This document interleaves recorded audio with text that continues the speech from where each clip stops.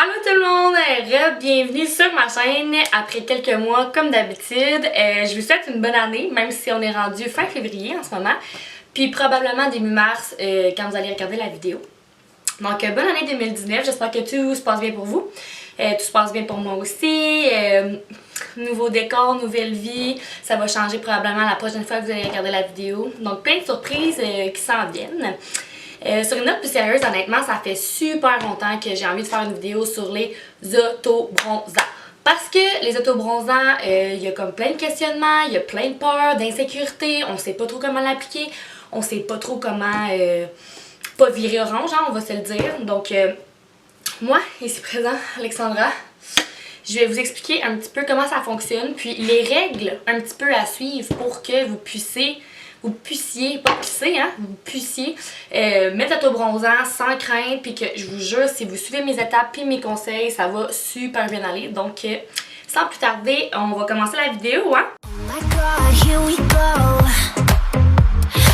Ok, fait que dans le fond, la première étape qu'il faut vraiment pas négliger, puis je vous le dis, si vous voulez avoir un autobronzant sans coche, puis que tout le monde pense que vous êtes allé dans le sud ou que vous êtes juste vraiment bronzé dans la vie, il faut vraiment vous suivre mes étapes que je vais vous dire, ok? Puis la première étape est vraiment importante, c'est d'aller te laver, ok? Parce que tu mettras pas d'autobronzant sur de la peau sale, plein de bactéries, plein de peau morte, je te dis, déjà là, ça part mal si tu te mets ça direct dans le même, ok? Fait que va te laver, saute dans la douche, puis prends ton exfoliant parce que ça va être la deuxième étape.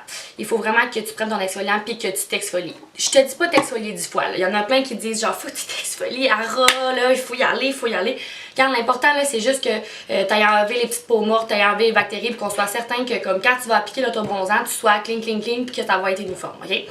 Donc, tu prends ton exfoliant, ton gant de crin, vas-y à fond. Puis si tu veux te raser aussi, c'est le meilleur moment parce que plus c'est clean, plus l'autobronzant va mieux s'appliquer. Donc, exfoliation, première étape, très important. La deuxième étape, ok, c'est quand tu sors de la douche. Quand tu sors de la douche puis que t'es toute exfoliée, t'es toute rasée, je sais que ça te tente de crémer ça, je sais que ça te tente d'être toute douce puis de vivre ta vie, mais on va pas te crémer partout ton corps parce que dans le fond, ce que ça va faire si tu te crèmes, c'est que l'autobronzant va glisser en fait. Puis c'est là aussi que ça va peut-être fucker un peu puis que tu vas commencer à avoir des taches un peu partout. Ce qu'on veut pas. Donc, on va faire un petit cours 101 de comment ça fonctionne. Il va falloir que tu appliques de la crème, mais pas partout, à deux endroits. Donc, dans les endroits que c'est les plus secs, puis les endroits qui ont du relief. Parce que quand que ton autobronzant va sécher, si ça se met à plier dans tes petits plis, je veux dire, si ça se met à creuser dans tes petits plis, puis tout ça, c'est clair à 100% que ça va comme faire des petites marques, ça va être plus brun à des endroits, ce qu'on ne veut pas. Donc, tu vas appliquer ta crème aux endroits suivants. Premièrement, très important, aux endroits qui plient, donc c'est certain qu'il faut en mettre sur les poignets, donc poignets et chevilles, vous l'auriez compris. À moins que tu veux juste te faire un autobronzant du haut du corps. Regarde, écoute, c'est toi, c'est l'hiver, on met des pantalons de toute façon. C'est pas tout de suite qu'on va sortir les shorts, on va se le dire tout de suite. Donc, vous faites ça aux chevilles, aux poignets, première étape. Ensuite, vous allez mettre ça aussi au niveau des aisselles ici, parce que pour ceux qui n'ont jamais mis d'autobronzant avant, je vous dirais que c'est un endroit que l'autobronzant aime bien aller se loger. Donc, après l'application ou quand ça fait juste commencer à fade out un petit peu, ça va comme se ramasser où les aisselles parce que c'est un endroit qui a plus d'humidité. Il y a des petits plis aussi ici à ce niveau-là. Fait que l'autobronzant, elle décide que c'est là que ça se passe. Puis, ça fait vraiment chier. Je vous le dis, là, l'hiver c'est pas si pire parce que tu mets des chandails, là, mais je te dirais que l'été, là, avoir des petits spots bruns ici, là, c'est pas tant cute. Fait que, t'en mets ici. Si t'as des cicatrices comme moi, donc moi j'en ai une dans le cou, c'est un relief, donc tu vas mettre un peu de crème parce que ça me tente pas d'avoir du brun, des lignes de brun dans ma cicatrice.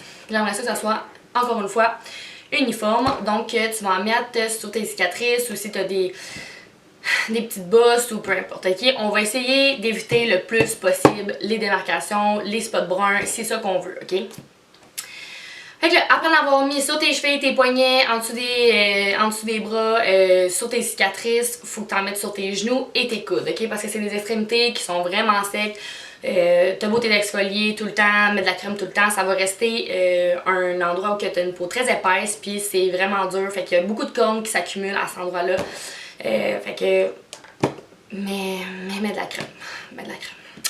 Fait que après avoir mis de la crème à cet endroit-là, puis honnêtement, essayez que la crème soit quand même assez épaisse. Parce que si c'est une petite gelée, une petite crème qui se fond rapidement, ça marchera pas tant dans le processus. Tu peux essayer, mais je te dirais que le plus possible, il y en a même qui mettent de la vaseline. Fait que dans le fond, il faut se rapprocher de ce but-là. Il faut que ça soit une crème épaisse. Il faut que quand on met l'autobronzant, ça se loge pas à cet endroit-là. Ok, tu m'as compris? Parfait. Donc,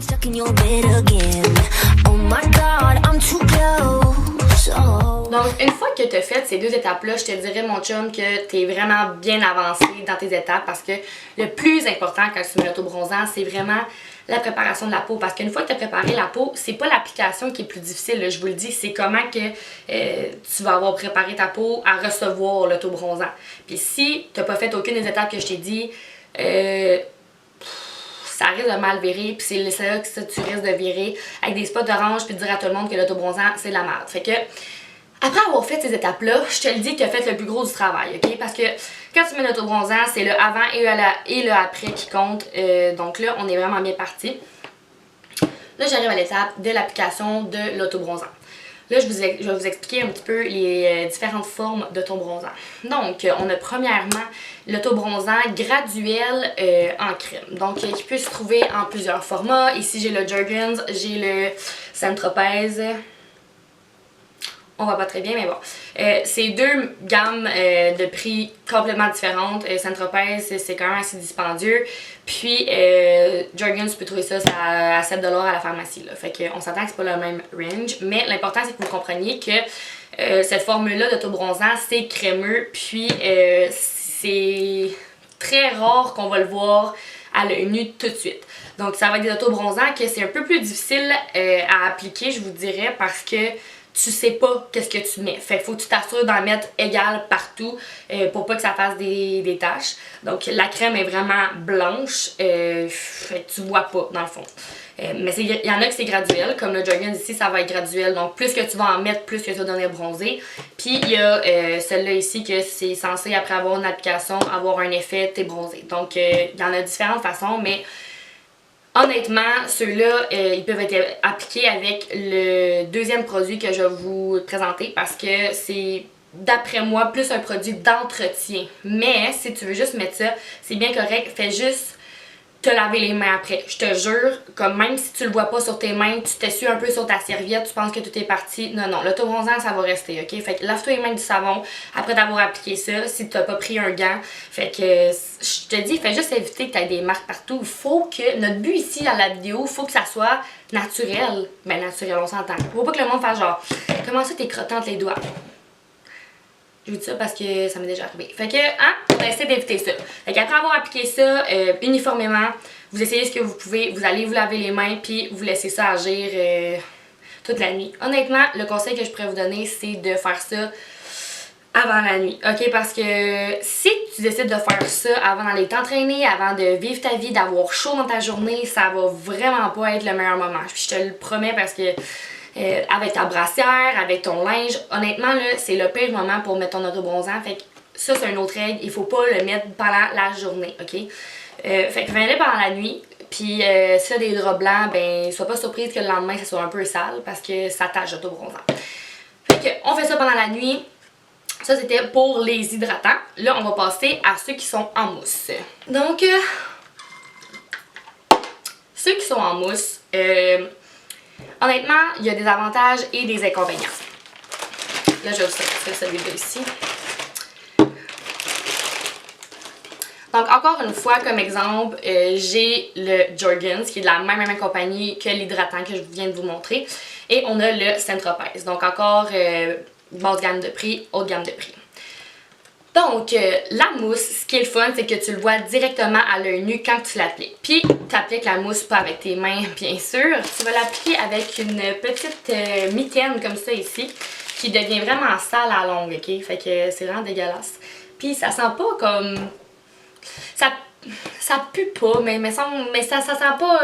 ça reste des produits chimiques, hein? Fait que ça sent pas à rose, mettons, là. Fait que... ta mitaine va sûrement finir par ressembler à ça. Au début, elle est propre, elle est cute, mais bon. Donc, tu as besoin de cette mitaine-là pour appliquer ta mousse. Puis, il y en a qui sont qui sont plus olives, il y en a qui sont mauves, il y en a qui sont oranges. Pour vrai, je peux vous faire la démonstration tout de suite, ok? J'ai le Vita Liberata aussi, donc qui est aussi dans une haute gamme de prix. J'ai essayé le gros format, mais moi, ça n'a pas été mon préféré honnêtement, mais il y en a qui l'aiment vraiment beaucoup. Puis celle-là, en plus, a été créée par les Italiens, je me trompe pas. Parce que dans le fond, ils ont moins de soleil, eux, dans leur pays. Puis ils ont trouvé une façon qu'il a l'air bronzé même s'ils n'ont pas de soleil. Donc, eux, leur mentalité pour couper le orange, c'était de faire une mousse mauve. Donc, je peux vous montrer. La mousse est vraiment comme... Bon, là, elle a l'air bleu. Écoutez, ça fait longtemps que j'ai pas utilisé ce produit-là parce que c'est pas mon produit que j'utilise de tous les jours, mais pas du tout. Mais en tout cas, je vous dis, le produit est mauve même s'il a l'air bleu. Peut-être l'oxydation, peut-être la vieillesse aussi du produit, bref. Lui, il a un undertone mauve bleu. Le Saint-Tropez, lui, il va avoir plus un undertone olive. Donc c'est vraiment comme vert. Comme vous pouvez voir. Mais je sais pas si vous voyez bien la coloration. Donc ça ici. Puis vous avez le Saint-Tropez qui, encore une fois, je pense une dizaine de dollars dans les pharmacies. Puis que lui... il est orange, fait que on va pas se le cacher. Fait que je vous le montre ici sur la dernière partie. Je sais pas si vous pouvez voir, ouais, on voit vraiment qu'il est plus orange que les deux autres. Puis dans le fond, ça va tout dépendre des différents autobronzants, ok? Moi, étonnamment, celui que j'utilise en ce moment, puis celui que j'ai, fait que ça n'a pas rapport que ça soit orange, à moins que vous me trouviez orange, mais celui que j'ai en ce moment, c'est celui-là, ok? Fait que même si la mousse est orange, j'ai quand même voulu l'essayer, puis étonnamment, je suis pas orange. C'est sûr que si vous êtes habitué de prendre le Saint-Tropez avec un undertone olive slash vert, c'est sûr que il va y avoir un petit brin de différence parce que Saint-Tropez, c'est vraiment des bons produits, puis ils veulent vraiment que ça ait l'air proche d'un bronzage naturel, t'es vraiment allé à la plage, donc ton but c'est pas d'être orange là.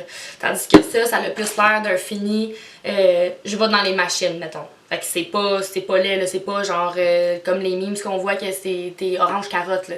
C'est juste que c'est un peu moins naturel que le Saint-Tropez. Puis d'après moi, celui qui est le Vita Liberata qui est plus mauve bleu, lui il fait vraiment naturel. Fait que tu sais ça va dépendre des produits.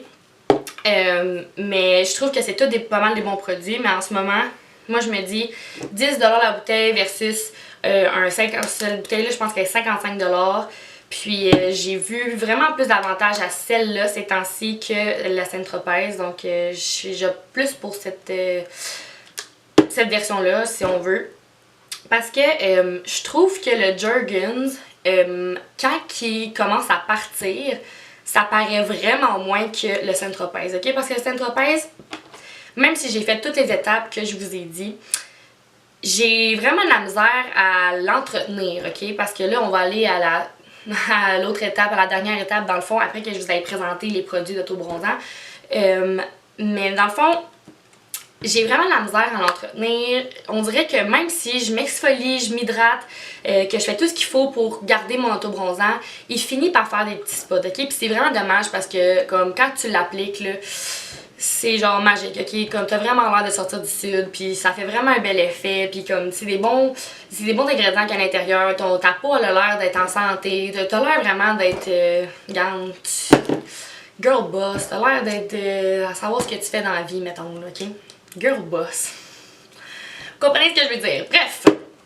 Ok, c'est ça, j'ai comme eu des petits problèmes à entretenir la Saint-Tropez, mais ça c'est vraiment personnellement, ok? Fait que c'est pas tout le monde qui a vécu cette expérience-là. Il y en a beaucoup qui l'aiment, qui n'ont pas de la misère, quand il part, ben il fade out, puis voilà, il n'y a pas de problème. Mais moi c'est parce que ça fait vraiment des spots. Fait que moi, faut vraiment, je sais qu'il faut pas que je manque d'hydratation quand je l'ai sur moi après parce que sinon, c'est sûr que genre ça va patcher, ok? Mais c'est vraiment des bons produits pareils. Puis ça, c'est vraiment une bonne découverte parce qu'il est vraiment pas cher. Puis il me donne ce que je veux dans le fond. Fait que j'ai un teint. Puis le monde, ils me le disent, puis ils le remarquent. Fait que qu'est-ce que tu veux de plus en vie? Lui, je l'aime vraiment beaucoup. Donc,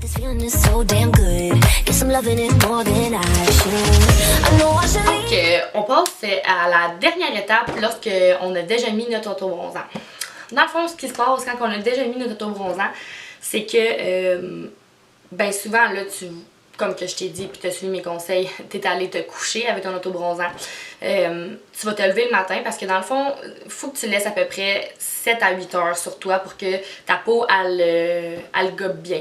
C'est pour ça que je vous dis que c'est mieux pas de le mettre pendant le jour parce que pendant que c'est en train de s'imprégner dans votre peau, si vous êtes en train de faire de l'activité physique, vous êtes juste en train de travailler, vous avez une brassière sur vous qui frotte un peu sur le produit, vous avez des jeans serrés ou peu importe, il y a plus de chances que ça fasse des démarcations parce que c'est en train d'imprimer dans la peau, donc c'est pas complètement, ça l'a pas complètement imbibé dans le fond. Fait que c'est sûr que si vous portez du linge serré, ça va vraiment tout scraper, ok? Ou en tout cas, il y a vraiment des grandes chances que ça le fasse. Donc quand vous le faites la nuit, c'est sûr qu'il faut porter du linge mou, mais c'est rare que le monde porte du linge tête pour se dormir, mais en tout cas, je te dis que c'est pas la journée que tu vas mettre un petit déshabillé pour ton chum parce que faut vraiment que ça soit uniforme. OK? Fait que là, tu t'habilles en mou. Fait que après un 7-8 heures de sommeil, hein, parce qu'on sait tous qu'on a autant d'heures de sommeil que ça, tu vas te lever le lendemain puis tu vas aller prendre ta douche. Puis là, faut pas que tu capotes. Quand tu vas prendre ta douche, peu importe que ça soit lui ou lui, tu vas avoir d'excédent d'autobronzant. Puis c'est la même chose si tu vas te faire spray chez du monde, dans des compagnies. Quand tu vas prendre ta douche, il va y avoir l'excédent de ce que ta peau va pas engorger dans le fond qui va tomber. Puis sérieux, ça, je pense que c'est la meilleure partie parce que t'as l'air sale. On dirait que ça fait du bien. On dirait que ça fait 3 semaines que tu t'es pas lavé. Puis là, c'est comme si genre t'étais une nouvelle femme. Puis là, tu vas sortir de la douche, puis ça va être le résultat final. Donc, tu vas voir ton teint, puis souvent, le monde a comme peur quand ils vont se réveiller, ils vont faire « Mon Dieu, je suis bien orange », mais une fois sorti de la douche, c'est vraiment moins pire parce qu'il y a l'excédent sur le dessus de ta peau. Donc, quand tu as fini de te laver, là, ça va vraiment être important d'arriver à la dernière étape qui est l'entretien d'autobronzant. Puis probablement le plus chiant parce que là, tu es tellement contente d'avoir eu ton autobronzant que tu as comme... Toi, dans ta tête, c'est fini, là. T'es comme parfait, je suis bronzée, ma vie est partie. Mais il faut vraiment que tu l'entretiennes, ok? Puis je sais que c'est chiant, mais regarde, t'as pas le choix si tu veux pas patcher partout. Donc, ce qui me ramène à ces crèmes-là ici que je vous ai parlé du début. Si vous ne l'utilisez pas seul, je vous le conseille en tout cas de l'utiliser après avoir pris l'autobronzant.